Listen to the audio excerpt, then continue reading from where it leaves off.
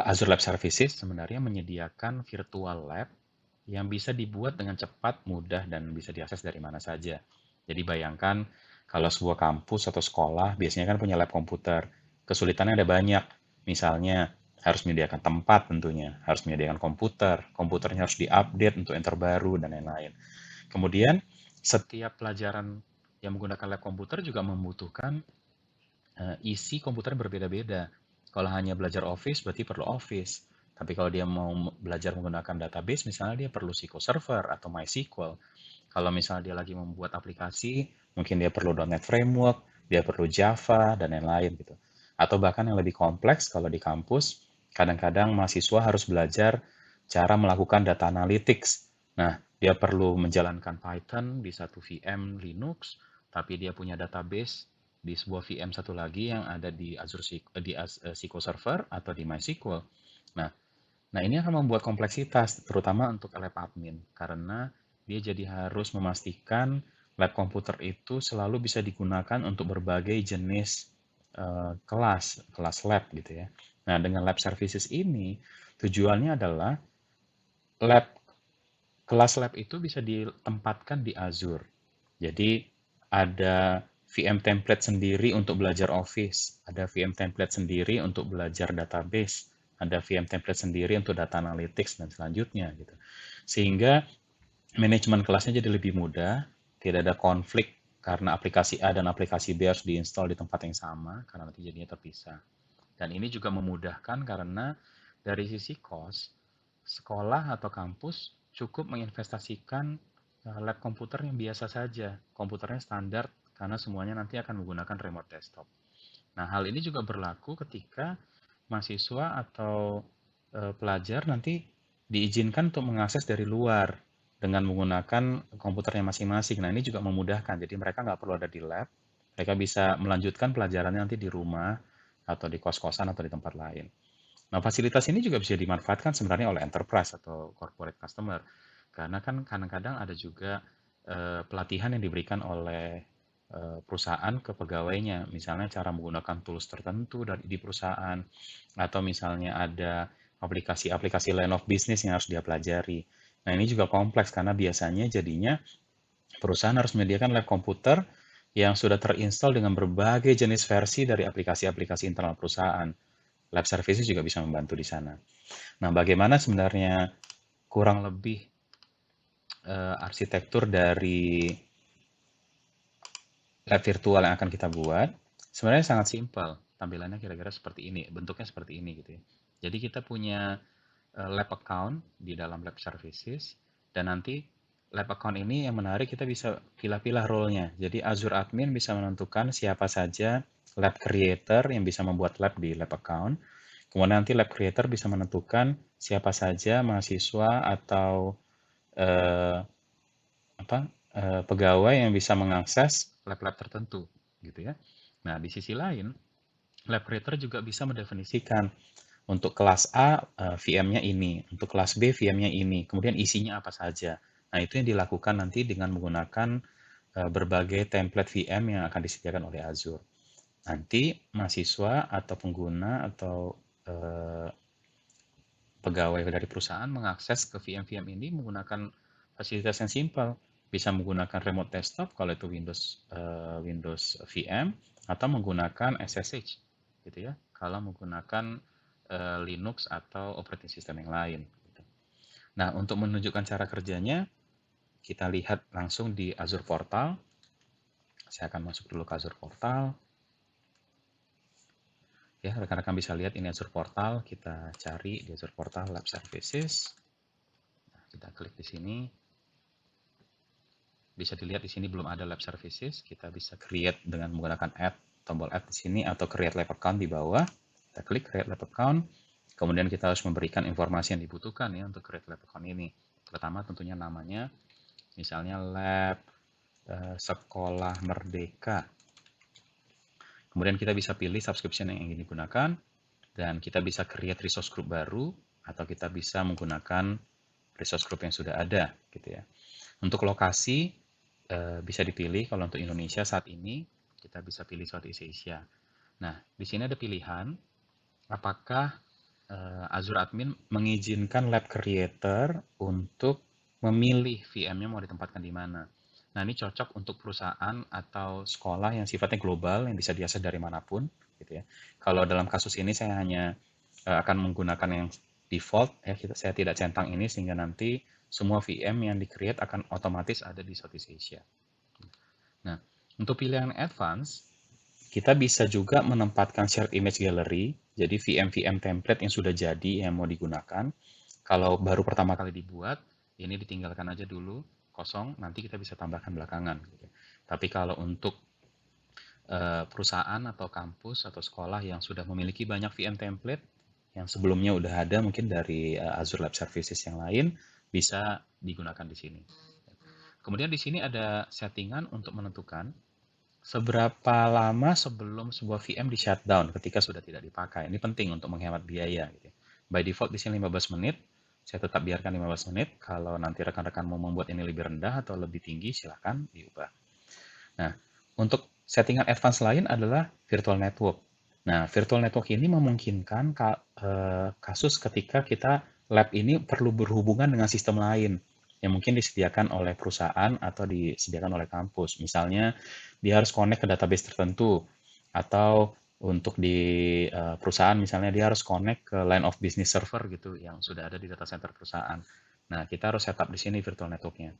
Untuk contoh kali ini saya tidak akan setup dulu supaya lebih simpel, karena memang kita hanya membuat VM sederhana. Oke, kita review. Setelah validated, kita langsung bisa create.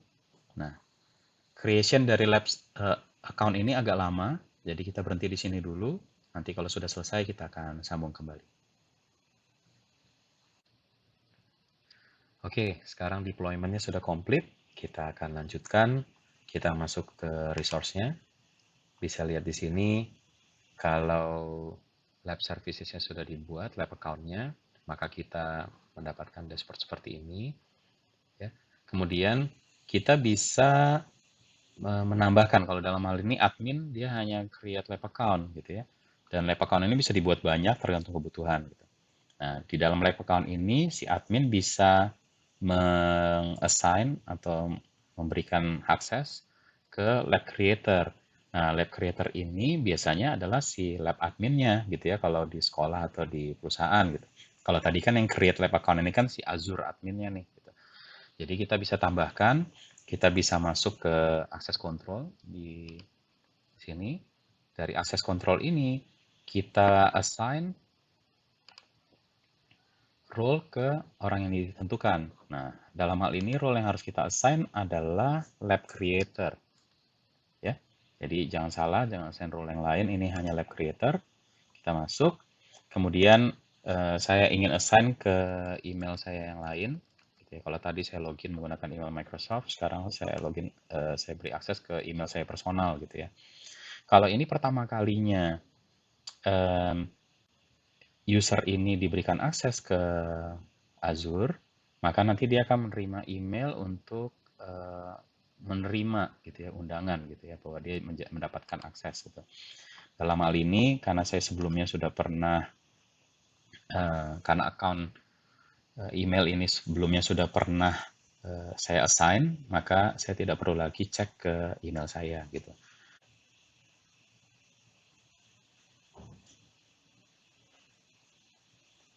Nah, sekarang saya akan buka browser satu lagi yang saya akan login dengan menggunakan account saya personal dan kita masuknya ke labs.azure.com. Nah, jadi ini menarik karena saya sebagai lab admin, saya tidak perlu mengakses ke Azure Portal gitu ya. Saya kan hanya diberi akses memang hanya ke Azure Lab Services-nya aja. Nah, ini pemisahan yang baik sehingga Azure admin bisa yakin bahwa dia tidak perlu terlalu kompleks menambahkan akses ke orang-orang ke dalam Azure Portal. Karena si lab admin tinggal akses ke Azure Lab Services ini aja. Bisa lihat di sini, karena ada lab Sekolah Merdeka, seandainya saya sebagai lab creator, sebagai lab admin, diberi akses ke banyak lab account, maka di sini akan muncul semua gitu ya. Tapi di sini kita bisa lihat saya hanya punya akses ke lab Sekolah Merdeka. Nah, di lab Sekolah Merdeka saat ini belum ada lab, jadi saya harus create dulu new lab. Nah, di new lab ini kita harus berikan informasi untuk penamaan labnya, misalnya belajar Office, gitu ya, cara menggunakan Office dan lain-lain. Kita bisa pilih virtual machine yang akan kita gunakan. Bisa lihat di sini by default di sini adalah Windows 10 Pro versi 1909 gitu ya. Kalau perlu ke server juga bisa, di sini ada Windows Server. Bisa juga ada banyak image-image yang sudah disediakan oleh Microsoft gitu ya. CentOS gitu ya, Ubuntu untuk data science dan lain-lain. Jadi bisa dimanfaatkan itu supaya jadinya nggak terlalu kompleks. Dalam hal ini saya pilih yang simple aja dulu, Windows 10.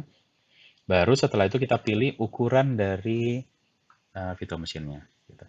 Nah, ini akan menentukan cost. Jadi, kalau memang perlunya hanya yang kecil, yang cuma 2 core, karena hanya untuk belajar Office, pilih yang paling kecil gitu ya, yang cost-nya paling murah. Tapi kalau sampai yang paling kompleks sekalipun, misalnya perlu sampai 8 core, bisa. Gitu. Bisa juga, kalau misalnya seperti tadi saya sudah sebutkan, kadang-kadang ada lab yang kompleks, si student yang lagi pakai lab servicesnya masuk ke kelas, dia perlu akses ke 2 VM. Karena kalau yang lain kan kita aksesnya hanya 1 VM aja ya, dapatnya ya desktop gitu. Atau ke Linux gitu misalnya. Nah, dalam hal ini, misalnya dia perlu melakukan asset virtualization. Jadi, dia masuk, sebenarnya itu virtual machine, tapi di dalamnya dia perlu ada virtual machine lagi, 2 misalnya gitu ya. Satu, dia harus running Python di Linux, tapi satu lagi misalnya dia harus running SQL Server di Windows. Setelah itu dia melakukan data analytics gitu. Nah, kita bisa pilih yang ini, nested virtualization gitu ya. Tentunya lebih mahal karena kita menggunakan spesifikasi yang lebih besar gitu ya. Tapi kali ini saya akan pilih yang murah saja dulu, yang small ya, yang harganya juga cuma $0,2 per jam. Kemudian kita klik next. Nah, kita harus berikan karena kan nanti bentuknya VM, nanti semua student kan harus masuk gitu. Biasanya kita harus sediakan username password. Dan di sini kita bisa buat yang default gitu ya, yang kita bisa tandakan di sini username passwordnya semuanya sama. Jadi simple kan biasanya kan di lab apa namanya di lab guidance-nya kan disampaikan ke studentnya kan dibilang kan nanti login dengan menggunakan, nah itu dia. Jadi kita bisa buat di sini lab user misalnya gitu ya, username-nya, kemudian passwordnya saya munculkan di sini lab password 1, 2, 3. Nah,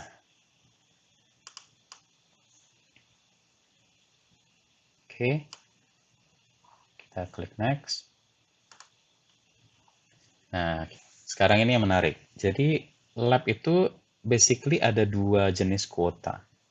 Satu adalah kalau labnya terjadwal, jadi misalnya setiap hari Rabu jam 3 sampai jam 5 sore. Nah, kalau seperti itu, artinya si mahasiswa bisa mengakses VM ini yang lagi di-create ini, itu hanya Rabu jam 3 sampai jam 5 sore. Gitu. Tapi, kalau kita berikan dia jatah tambahan kuota, misalnya di sini 10 artinya 10 jam, artinya di luar jadwal kelas tadi, dia bisa menggunakan lagi VM-nya dengan total 10 jam. Gitu.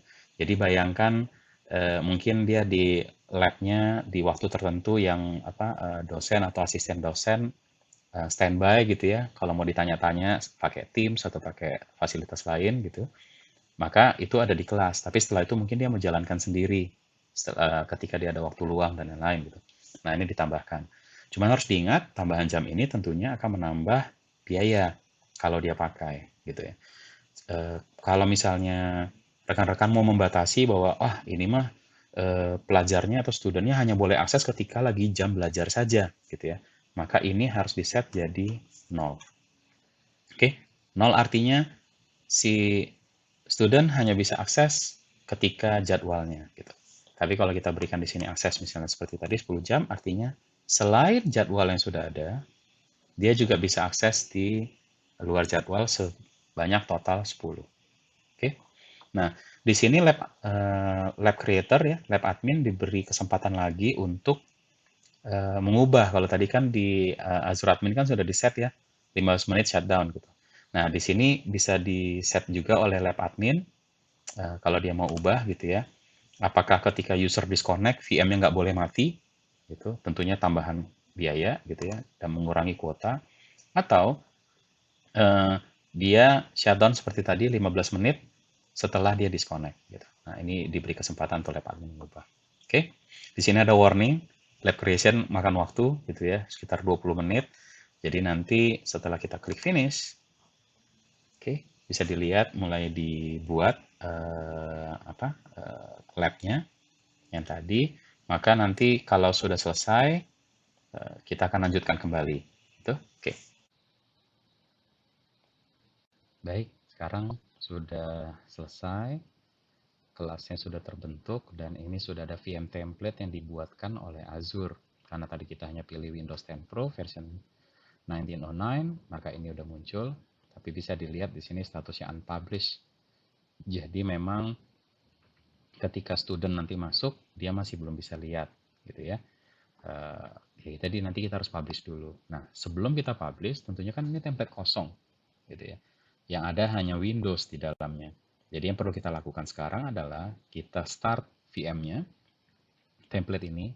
Kemudian sebagai lab admin kita melakukan setup terhadap VM tersebut dan kemudian kita publish sehingga nanti VM-nya bisa dimanfaatkan oleh student. Oke. Untuk melakukan perubahan tentunya kita harus masuk ke dalam VM-nya, kita harus start dulu template-nya. Dan starting VM ini juga makan waktu. Jadi nanti kita akan lanjutkan setelah template-nya sudah start.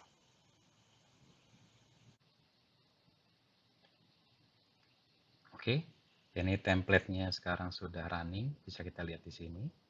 Dan sekarang untuk mengakses template ini sama, kita bisa pakai remote desktop, kita connect ke template, otomatis bisa dilihat di sini di download file RDP-nya. Dan kalau kita buka, kita akan tersambung ke VM tersebut.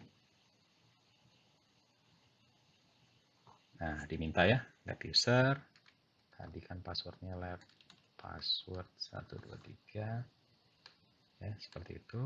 Oke, kita connect, maka kita akan tersambung. Jadi harus diingat, kita lagi connect ke template dari VM-nya, gitu ya.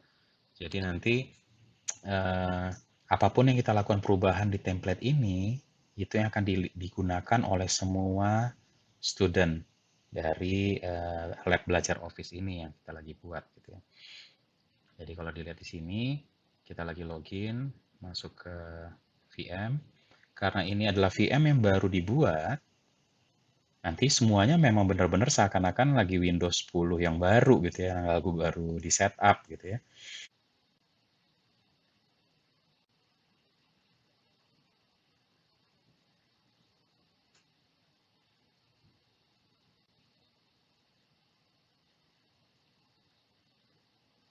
Oke, bisa dilihat karena kita baru pertama kali connect ya.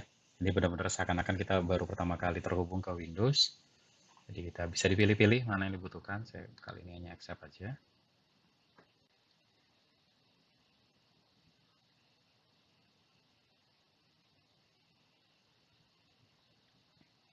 Oke, kita mendapatkan benar-benar screen baru, desktop baru di Windows 10. Jadi kita usahakan skip dulu semua ini settingan dari Microsoft Edge gitu ya. Kita tutup dulu. Kalau memang ada yang mau disetting di Edge-nya boleh gitu ya, tapi sekali ini saya tidak akan melakukan apa-apa. Nah, basically kita udah masuk ke VM template. Kalau ada hal-hal yang harus di setup, inilah saatnya. Jadi dari lab admin misalnya ini contohnya network ya, kita nggak mau mereka saling ngobrol, misalnya kita klik no di sini gitu ya. Semua default settings semua harus disiapkan.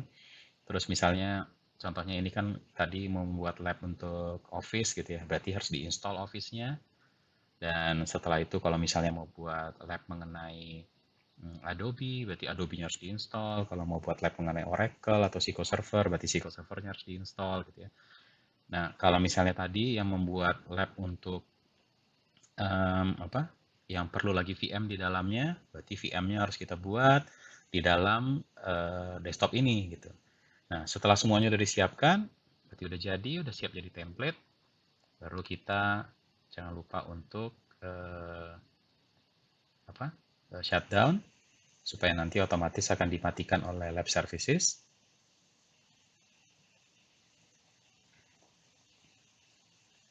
Oke, di sini kita pilih shutdown.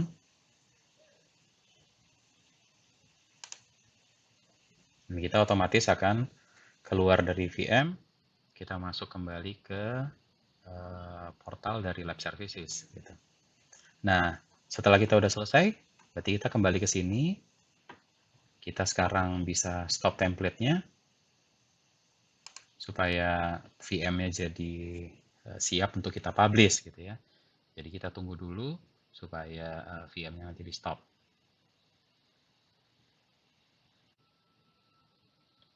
Oke, sekarang sudah stop VM-nya.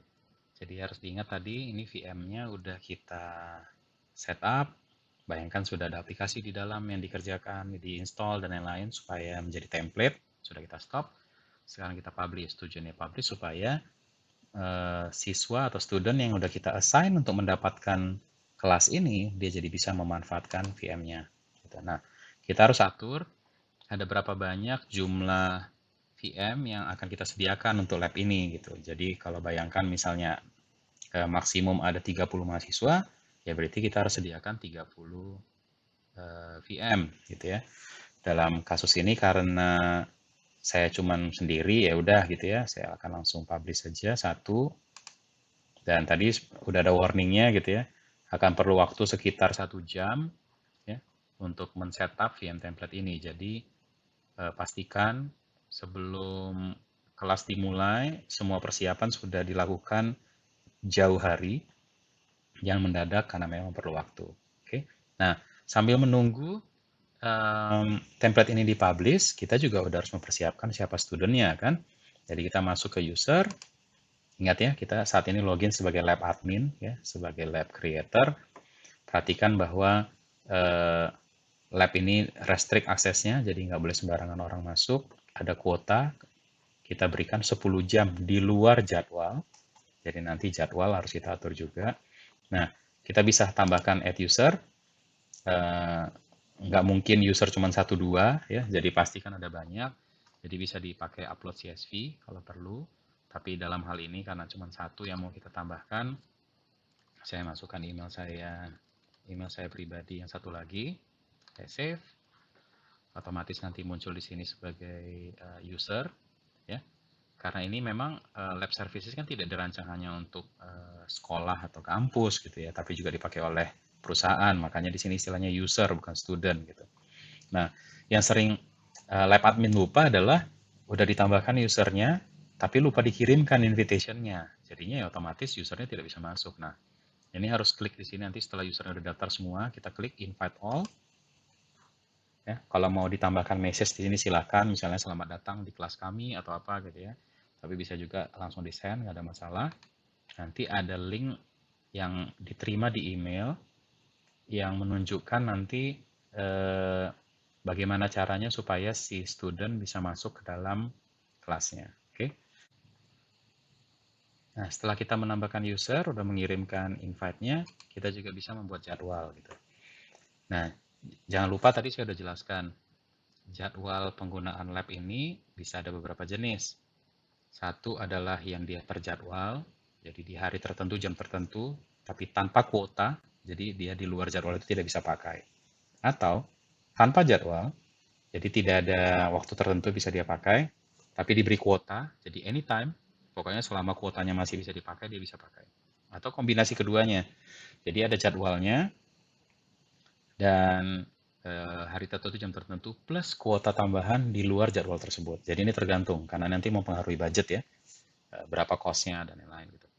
Jadi kalau kita mau membuat jadwal di sini, kita add schedule event, misalnya hari ini ya, jam berapa? Jam 6 sore, karena sekarang udah 5.30, nggak mungkin bikin jam 5.30 ya, jadi jam 6 sampai jam 7 gitu ya. 6 sore sampai jam 7 sore. Dan ini diulang setiap Jumat misalnya gitu ya. Jadi kita langsung save di sini. Kita lihat hasilnya. Nanti jam 6 sampai jam 7 ada dan setiap minggu ada. Oke. Ini harus diingat. Kalau penjadwalan seperti ini, ada atau tidak ada mahasiswa datang, atau student datang, VM-nya udah hidup.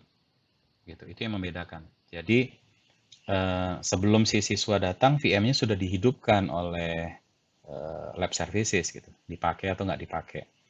Jadi jam 6. Cuman tadi kan kita udah ada setting juga di awal ya, bahwa kalau tidak ada connection 15 menit, maka VM-nya dimatikan. Nah, itu jadi cost-nya tetap terjaga. Dipakai atau tidak pakai, kalau pakai jadwal, berarti jam 7 nanti VM-nya langsung mati. Gitu. Nah, ini harus diperhatikan. Apakah memang perlu fleksibilitas? Kalau perlu fleksibel, berarti pakai kuota aja modelnya, biar siswanya yang menghidupkan sendiri, mematikan sendiri VM-nya gitu. Kalau model yang seperti ini, lebih tepatnya itu kalau memang benar-benar ada jadwal kelas yang harus dia ikuti gitu ya. Karena selesai nggak selesai mati tuh VM-nya gitu ya di akhir dari kelas ini gitu. Jadi harus hati-hati sekali. Oke, kita lihat kembali ke template ya, masih. Berarti kan tadi ya udah dibilang 1 jam gitu. Sekarang kita coba cek di email karena ini perlu user ID baru lagi, jadi saya buka in private window. Kita buka Outlook ya. Kita lihat nih, kalau misalnya user udah login, udah mendapatkan email bentuknya seperti apa gitu ya. Jadi saya login, masukkan password.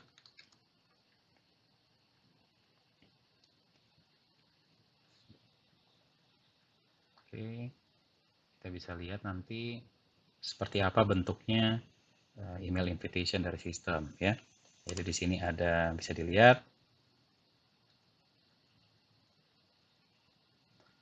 Jadi register for lab, tadi kan nama labnya belajar Office ya. Jadi benar-benar masuk dari sini. From-nya bisa dilihat dari Microsoft Azure, jadi resmi, gitu ya. Tidak ada yang membingungkan. Karena tadi saya mengirim ya keluarnya juga Iving Utagalung gitu ya. Nah, nanti si mahasiswa tinggal klik di sini untuk register ke labnya.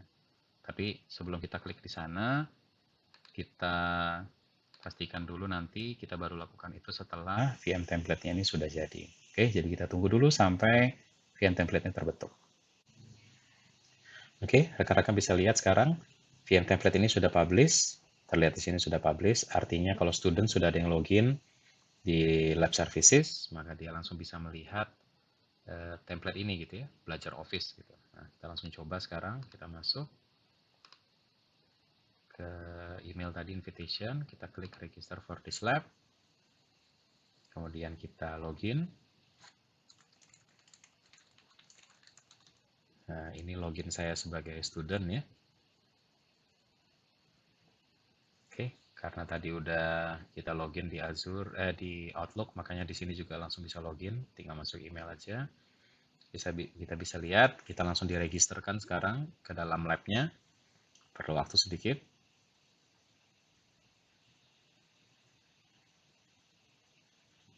Nah, kita langsung masuk sekarang ke daftar VM yang bisa kita gunakan. Oke, karena ini memang belum jadwalnya lab, seperti tadi gitu ya, udah kita atur kan gitu. Karena belum jadwal lab, ini kondisinya masih stop. Tapi karena kita diberi kuota, ya, ini student diberi kuota kan 10 jam, kita diberi kesempatan untuk start. Kalau misalnya tadi kuotanya nggak ada, ini nggak bisa nih start nih. Karena memang belum jadwalnya untuk ikut lab. Gitu ya. Jadi kalau memang ada jadwalnya dan tanpa kuota, si mahasiswa harus nunggu sampai jadwalnya ada dan VM-nya mulai. Gitu. Nah, karena di sini kita bisa mulai, kita start aja. Jadi si mahasiswa bisa langsung start. Dia tunggu dulu sampai nanti VM-nya sudah start. Nah, bisa lihat di sini VM-nya sudah running. Nah, saya sebagai student sekarang tinggal klik di sini untuk connect ke virtual machine gitu ya. Dan otomatis nanti akan di-download RDP filenya. Dari RDP file ini saya tinggal klik, saya akan mulai terhubung ke remote desktop. Dan saya tinggal masukkan password ya, usernya tetap sama. Password, jangan lupa password 123 yang tadi sudah dibuat standarnya oleh lab admin. Kita klik OK. Dan saya sebagai student sekarang akan masuk ke environment yang sudah disiapkan oleh lab admin. Jadi setiap user atau setiap student dalam hal ini memiliki VM-nya sendiri, tidak tercampur dengan VM dari student atau user yang lain gitu ya. Jadi ketika saya lagi mengerjakan ini VM-nya saya bisa mengerjakan tugas misalnya gitu ya. Tugasnya mungkin bisa diberikan lewat email oleh dosen atau ditaruh di dalam VM-nya tadi ketika lagi setup gitu ya. Jadi saya tinggal mengikuti lab guide-nya dan saya tinggal mengerjakannya di dalam VM ini.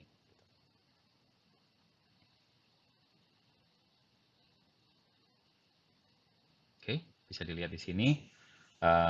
Persis sama seperti tadi environment. Jadi seandainya tadi udah ada banyak di setup di sini, Office atau SQL Server atau data analytics dan lain-lain semuanya harusnya langsung ada di VM ini. Dan biasanya kalau ada lab guide ditaruh di sini ya, biasanya file ditaruh di desktop, lab guide-nya kita tinggal ikuti.